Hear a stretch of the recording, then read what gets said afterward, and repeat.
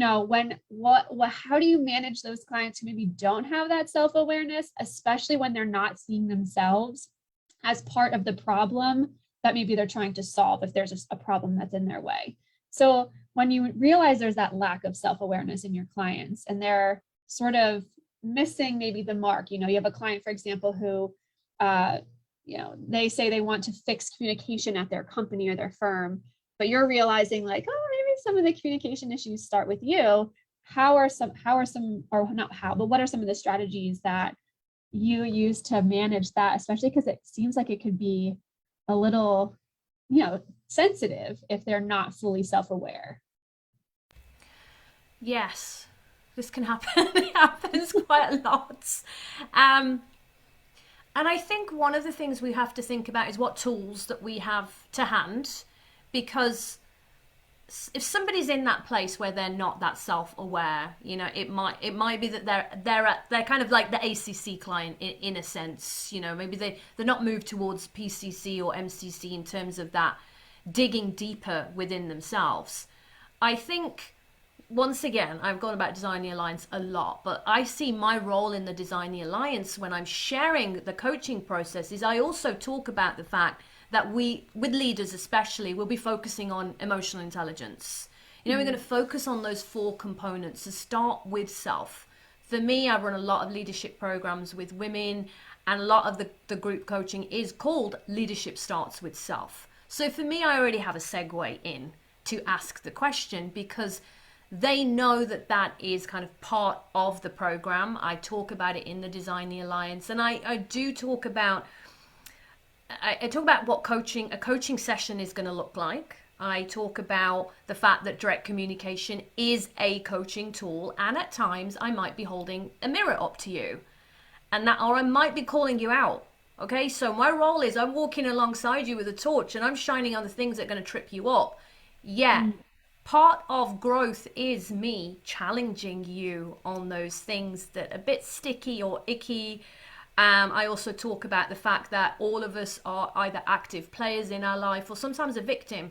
And that doesn't mean I am calling you a victim. It just means I might challenge you on how you're going to become an active player in your own life. So because I have created that system, and I talk about that in the Design the Alliance, more than likely they're in a place where they're going to expect that from me. Yet, if we're still in that place, I am going to use either direct communication, or I'm going to ask a question, or I'm going to say, I made an observation here. We're talking about the changes you want other people to make, or the things that you think need to be fixed. Let's bring it back to you. I invite you to bring it back to yourself. So, then I'll ask that question. What about you? What shift do you need to make? Or what kind of a leader do you want to be? Or what gaps are you seeing in others that you don't have? Or what strengths would you bring to help others shift? And I'll stop because I could just go on with these questions. Oh, we love this. This has been great. I love what you said about the torch, because you said it's my job to sort of shine the light on things that might trip you up, including when you might be the thing tripping yourself up. And I feel like one of the things I talk to with the coaches in my classes a lot is there's going to be times, without a doubt, in a coaching session, you are going to have times that feel that stickiness, that feel a little maybe intense, or you're directly addressing something in somebody that might feel, shocking to them, or they might not have observed in themselves. And to the coaches who, shy away from that or feel like, oh, I don't want to do that, I don't want to upset someone, the lens through which I see it is I'm doing my client a disservice if I don't point out how they are getting in their own way. Because it is my job, just like you said, to hold that light up and say, hey, this is what I'm seeing. Here's what's in the way. Here's what's in the way. How are we addressing all these things?